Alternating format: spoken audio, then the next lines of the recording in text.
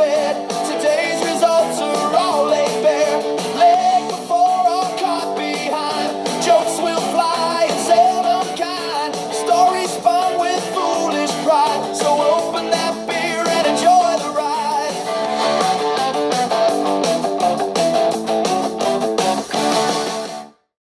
Hello, welcome. How exciting! How good's cricket? Yeah, okay. I'll do match results. Yep, and then we'll skip through. Wesley had a good idea today, and I'm going to look into how I can do it over the end of year break. You can see I've watched some YouTube things, and they can do it in chapters, and then you can like look at it and you can see what section you want. So I'll try and do like a section which says match score, and then talking crap, and then he. So for those of you that just like to find the match result, then I'll be able to sort of skip through as well. If I don't remember to do it straight up front. Today in the Hornsby Ku-ring-gai District Cricket Competition, B grade level.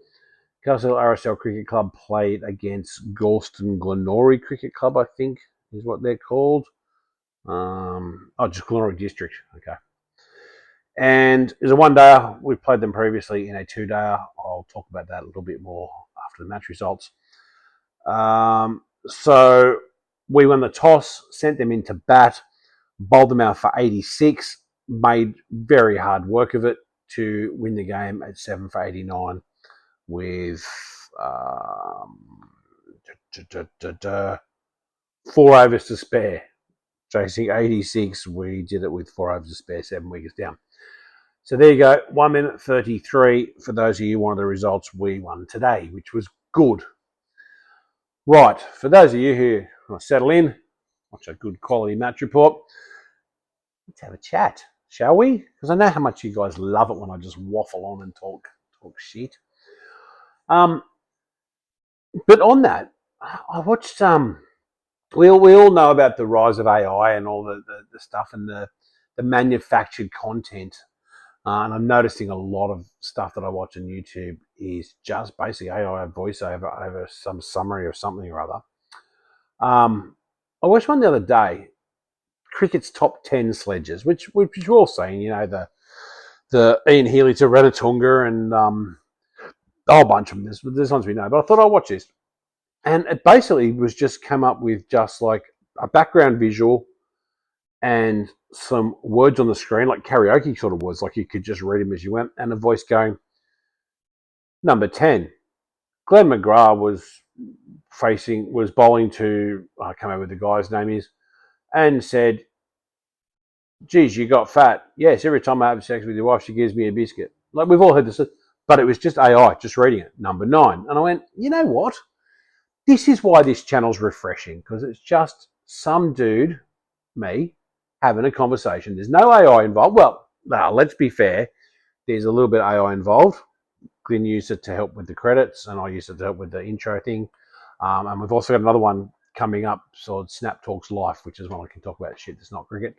We've got the intro and everything for that. I just haven't. I didn't want to just jump in and talk about any old shit just for the sake of it. So I will have some coming at that stage. I won't share the links. So if you like and subscribe to the channel, turn on notifications, you'll get notification when things get uploaded. They're likely to be a bit shorter, maybe. Just me ranting about things in general that are not necessarily cricket related, but also in a light-hearted way. So yeah. Anyway.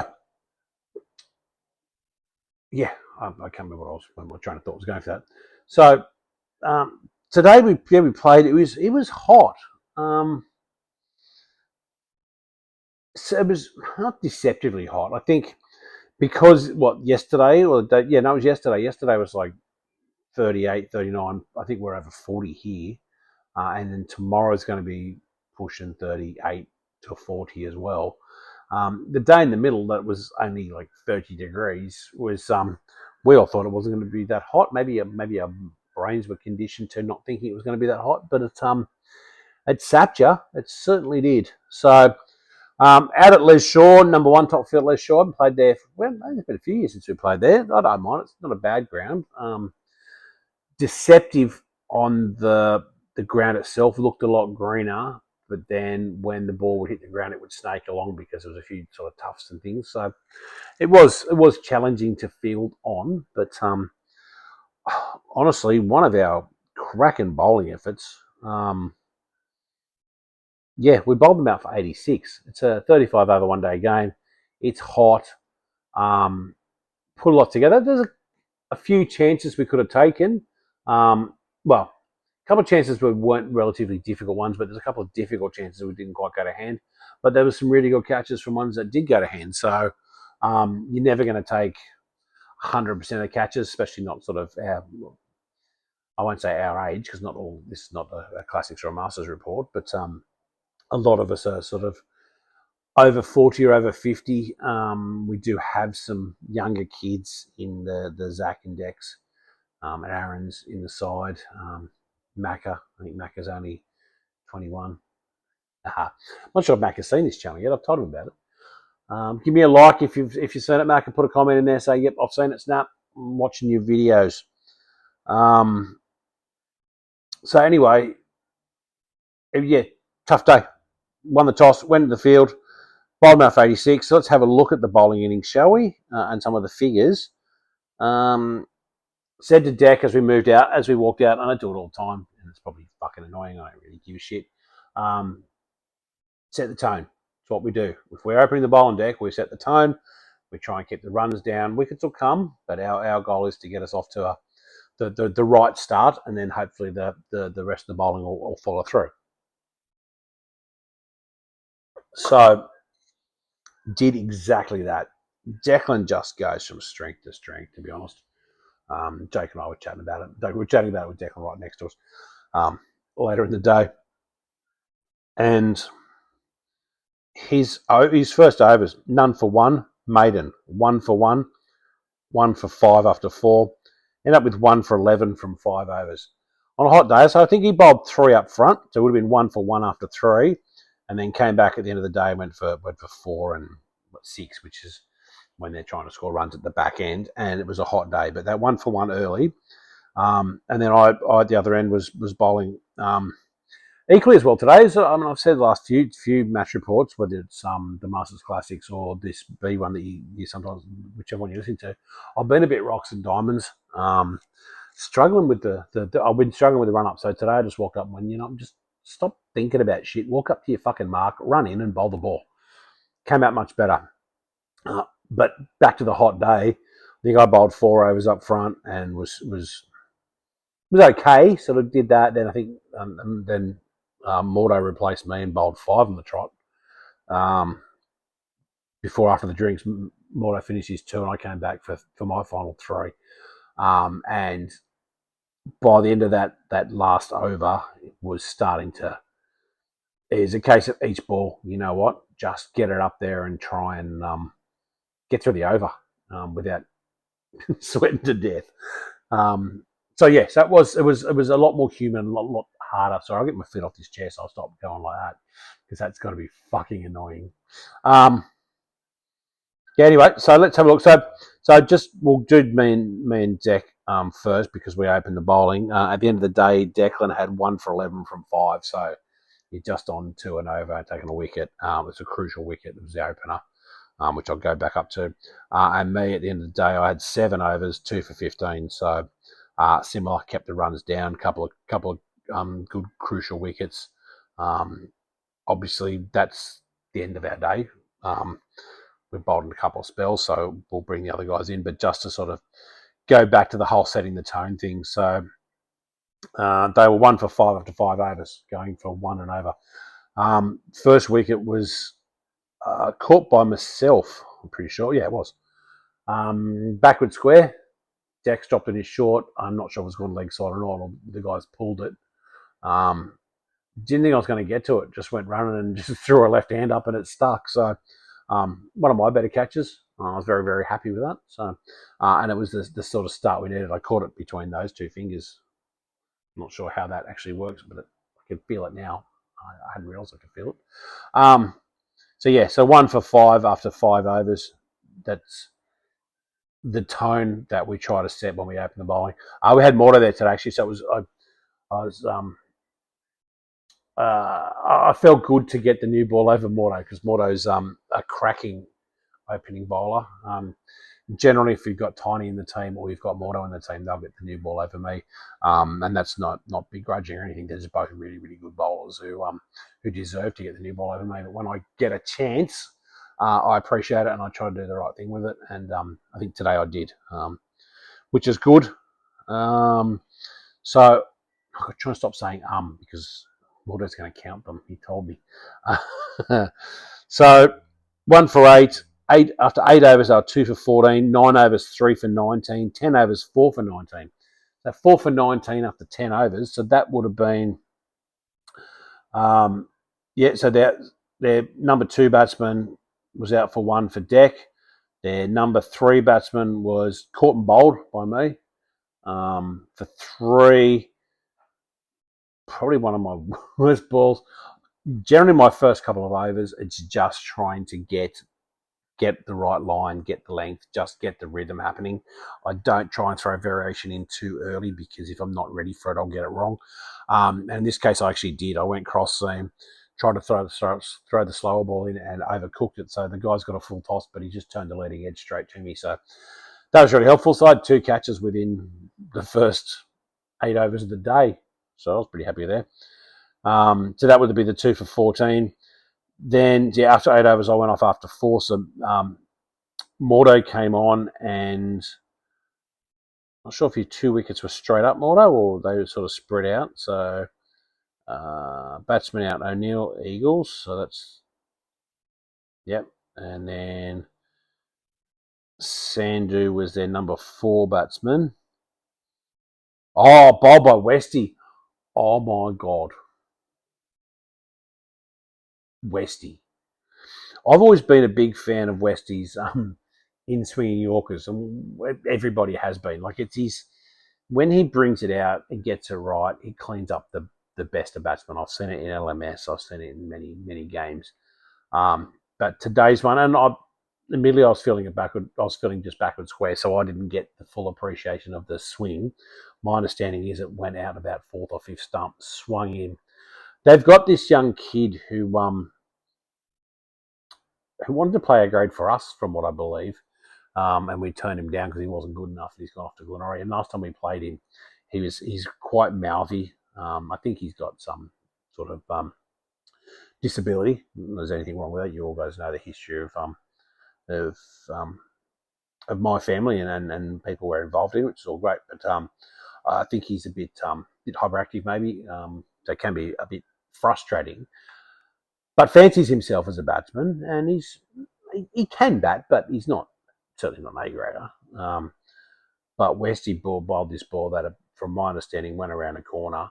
It's hit him. It's gone to hit him in the foot, and he did everything he could to get his foot. It reminded me of Jake Weatherald and Jofra Archer, I think, in the first test, where Jake Weatherald just ended up sprawled on the ground, and I think he bowled him in that one. I think it was LBW. Similar thing. Westy's just gone straight through him. Poor kid's fallen over, ended up on his ass, and it wasn't even the middle stump that went crashing out of the ground. Leg stump and off stump were still standing. Sorry, leg stump and middle stump were still standing in the ground with the bail on it, but off stump went cartwheeling. It was just a precision piece of bowling. So that was their number 4 for a duck. The other end, Mordo started wreaking havoc. Their opener, who'd been around there for a little while, was on 10. Got him caught. I think if I flip over, no, I play cricket has to restart after I haven't opened it. I had the scorecard open, and then when you go away, it makes you come back in. Alexander Briggs, you got 10. I caught Jake Bold Mordo. Which catch was that? Jake took a couple of really good catches today, and both off Mordo. I think the second one was the one at mid-off.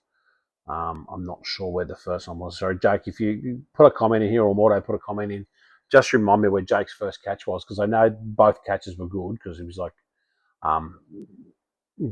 Jake's got buckets for hands.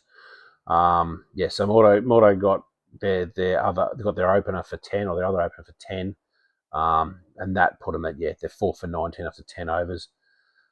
5 for 26 after 12. So that would have been Mordo getting the next bloke. LBW. Yep. And Ryan for a duck for LBW for 0. 5 for 26. They're in a fair bit of trouble at that point. I'm thinking we're chasing 40. I'm happy for a nice early date at 40.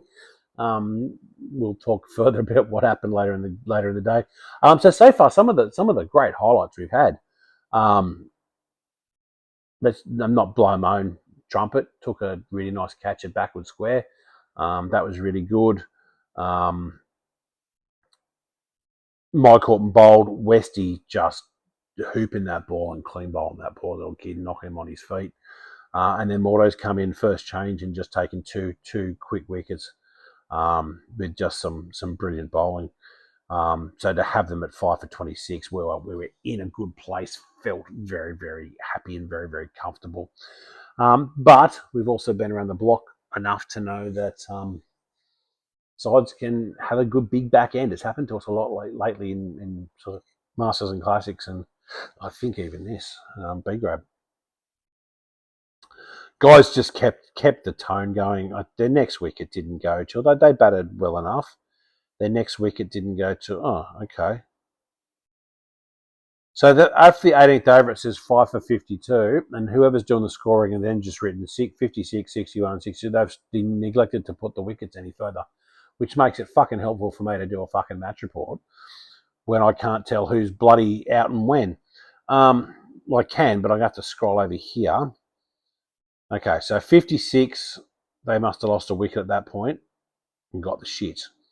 So 19, bloke that was out was H. Bajwa. Where's H. Bajwa? Okay, yeah, he's batting all right.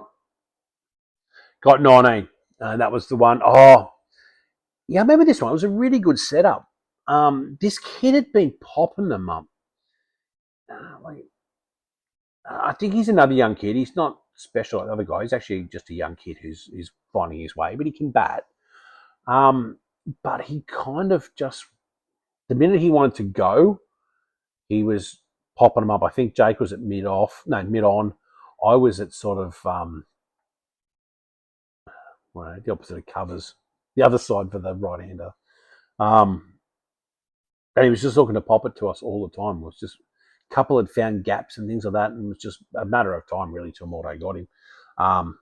Smacked it up high in the air, thought it was mine, heard Jake go mine and went, thank God. And Jake caught it with his big buckets again. So 2 catches to Jake. We're talking the other day. I think Jake was saying he hadn't had a catch for a while or been out of sort of sorts with catches. So it was good to see him get one. And Mordo, so going back to then, so that would be wrapping up the bowling figures almost for Mordo at this point. So 3 for 27. So Mordo, maiden first over, 2 for 2. So in the second over, so that's what I said. He took those couple of quick wickets. 2 for 6, 2 for 9, 2 for 16 after 5, 3 for 21, and then 3 for 27. So, yeah, Mordo, you mentioned to me today, you went, I went for a few at the end, mate. I wouldn't be too concerned.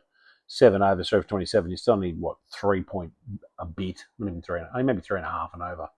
Yeah, I wouldn't be too worried. You took three crucial wickets to really break their back. So there's nothing really major there. I wouldn't worry too much. Again, so what was that? 6 for 56. Then they were 7 for 61. So number 7 was Sandhu, who was caught and was bowled by VB. So Westy took a catch. That's right. Another one at mid-off. Right-hander, no, mid-on. There's a few catches at mid-on today. Jake was taken on one end for Mordo, and then the other end for Westy took the catch off VB. It was good to see VB get a wicket after he dropped mine. I was going to go easy on VB, but I have to bring it up. I think in my first over, guys popped it to VB, sending it, short mid-wicket, somewhere around there. Straight to him and just dropped it cold. I know, but VV apologised, and there was no need to apologise because, as I said to you on the field, mate, I said I don't. If I catch 100% of them, then maybe I can carry on, but I don't. So no, it happens. I was probably more annoyed the fact that I was on a maiden until the last ball of the over. He's gone to field it and kicked it away from himself, and they ran a quick single. So, a bit concerned your day wasn't going to go so well at that point, but to come back, take that wicket, and your bowling figures were great in the end as well. So, again, that wicket was crucial.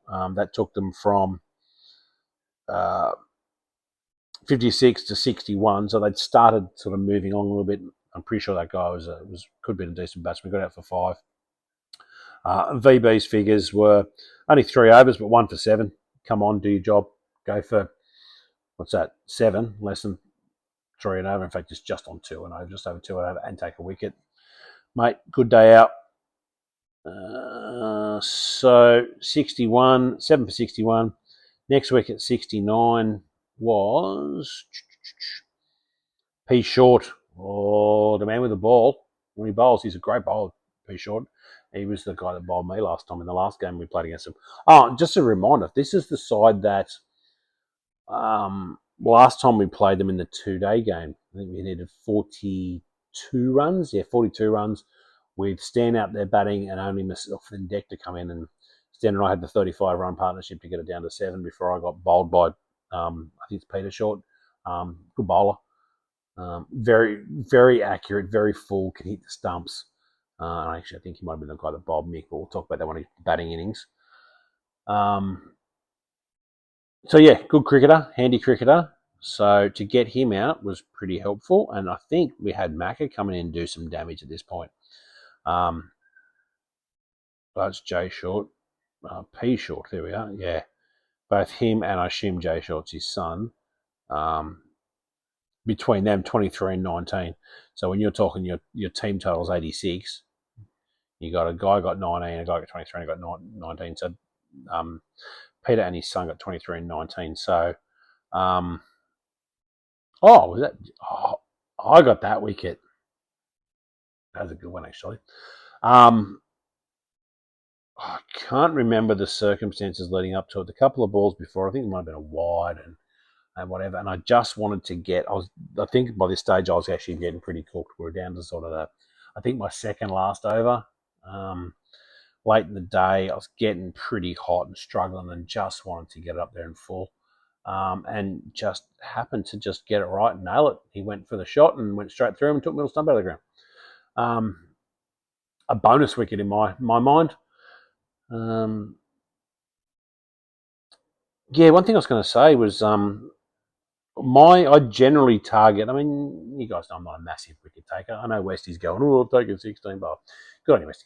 I'm not a massive wicket taker. My role is to try and get my overs in, keep the runs down as best as I can. If I get some wickets, great. But if I can get through 7 sneaky overs and go for, as I said, 15 today, so just over, effectively 2 and over in a 1-day game, that's my job. Wickets are bonuses. Generally, in the years I've been playing, I'm always around there and about that 20 wickets in this season. So 20 is usually my target.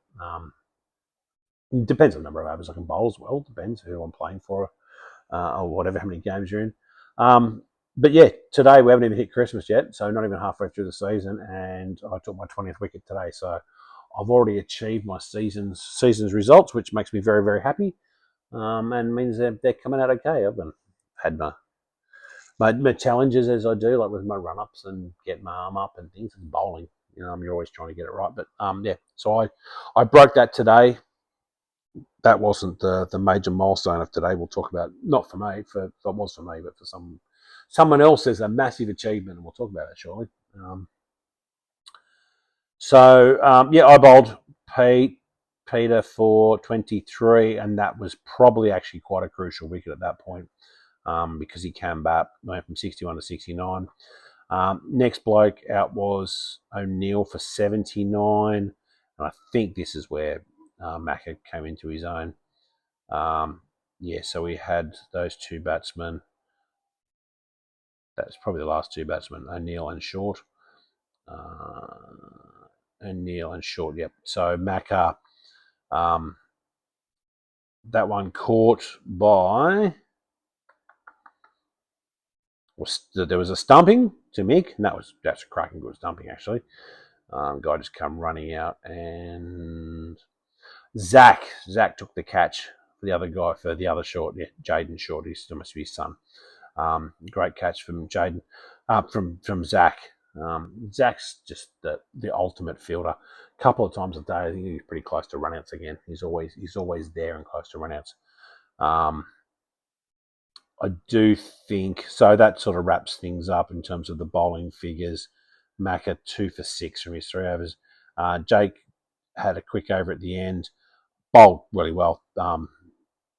None for 5 doesn't. It sort of belies the thing. He went for a 4 in that, and that was like the one short and wide one, which should have got spanked for 4. But you got 5 other balls. He's gone for 1 run, and he was bowling at the end. So yeah. So bowled them out for 84. No, 86. They didn't update that one. Bowled them out for 86. Only 4 things. Some great catches. Just Jake took 2. Zach took a great catch. I took a great catch. But there was other catches that were close. I had one that I think was down to my right and got a finger to it, didn't quite hold it. Aaron had one off me towards the end, and the guys hit it, and Aaron's sitting in gully, and it's just in front of him, didn't quite get to it. There's a few others I can't quite recall, but the highlights of the innings were probably Westie's bowled was just insanely good.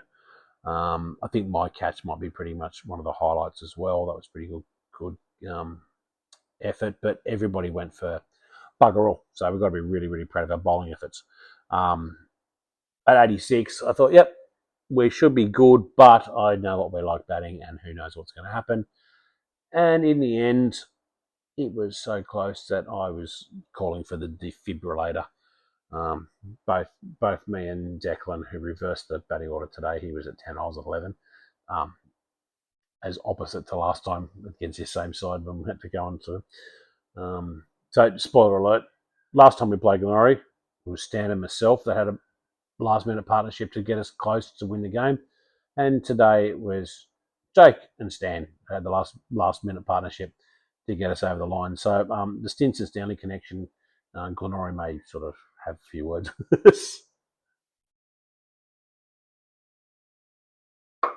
Anyway, batting innings. Look, I'm not a batter.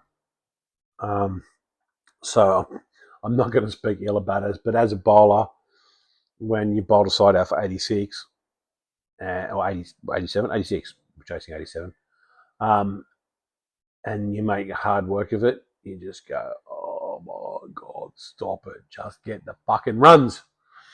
Anyhow, look, it wasn't anyone's fault. We just made hard work of it, but we got over the line. Mordo, open with Mick. Look, well, probably 2 things. I mean, Peter Short's a good bowler. We've had issues with him before. I don't know what his figures for the year are like, but he bowls well. And clearly Glenora are a very, very good bowling unit. Much better than they are batting, which we found out last time we played them. Same thing. I think we're chasing we were chasing 147, and we nearly killed that too. No, 142. I forget, but same thing. We struggle to get through them. And I think part of that's sort of just their bowling, their disciplined bowling is very, very well. So Mordo went out. By his own admission, was probably a little bit cooked from bowling and being in the field, so maybe should have declined to open and had a bit of a break first. But went out, got out for 2, got bowled by Peter. Mick got off to a good start. It was 11 off 17 balls, but just I think he got served 2 or 3 Yorkers in a row till one finally got through, and they were just cracking balls. Similar to last week, Mick got cleaned up in Masters. Just got the quality Yorkers. You can't keep getting them, mate. So I think that's probably the end of it. But what the good thing is, and this is what I want to talk about briefly, Mick needed 6 runs to be only the second person to reach over 10,000 runs for the Hornsby Ku-ring-gai District Cricket Competition or Association. The other guy that's got us played for Hornsby his whole life. Nick actually played in the Parramatta comp before Castle Hill moved to the Hornsby one. But yeah, so he's now scored, the only second bloke that scored 10,000 runs for this association, and that's like an incredible achievement. 10,000, I just can't even fathom that. I think I'm on 10 cumulative for my career. So congratulations, Mick. It's always a pleasure. Always breaking milestones. And then today just got a really good ball. Happens. VB came in at 3 and was caught for a duck. And I'm not sure who did the scoring, but they drew a little picture of a duck. It's really cute. I'm not sure if you can see it. See the duck just there? I'll make it bigger. Yeah, that's pretty cool. Hey, I don't know who did that, but I liked it. So at that stage, we were 3 for 19. I think that's what they were at some stage. And look, we kind of struggled. Stan came in at 4, and Stan stayed there. And Stan just kept knocking around, kept doing what he needed to do. He was really, really hot, and he was doing his thing. I'll go back to Stan's final score at some point towards the end of the game. The end of the thingy. So we lost Mordo for 2, Mick for 11, VB for a duck, then Aaron for 3. So we were 4 for 26 at the 10th over. Got through to the 17th over, so 7 runs, 7 overs. Good partnership forming between Westy and Stan before Westy was out for 7. 5 for 41. We then lost Zach for a duck. So at 6 for 42. He was looking a bit scary for those of us that at the lower order going, we're still not even halfway there, fellas. Are you making drinks? Okay.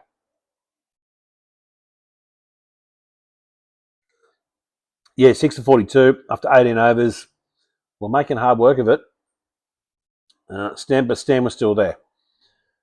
Stan was joined by, it can't have been Jake at that point, I don't think. No, must have been. Oh, Macca. Sorry. So Macca got the duck, not Zach.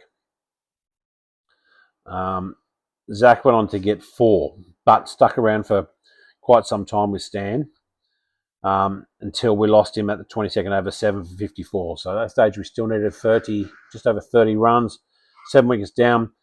Jake batted a bit lower today, or quite a lot lower, just because he'd hadn't batted for a while. Struggled last week because he hadn't batted for a while. Possibly also give us a bit of firepower towards the back and see how we'd go. So Jake came out, at 7 for 54, needing 30 runs. It was Jake, then Declan, then me. Nominated Declan to do number 10 this time against him because I did the work last time. But neither him nor I wanted to really go out. Jake was scratchy. Missed some shots, missed some things, but had a bit of luck. But once he started to find his rhythm, him and Stan kept going.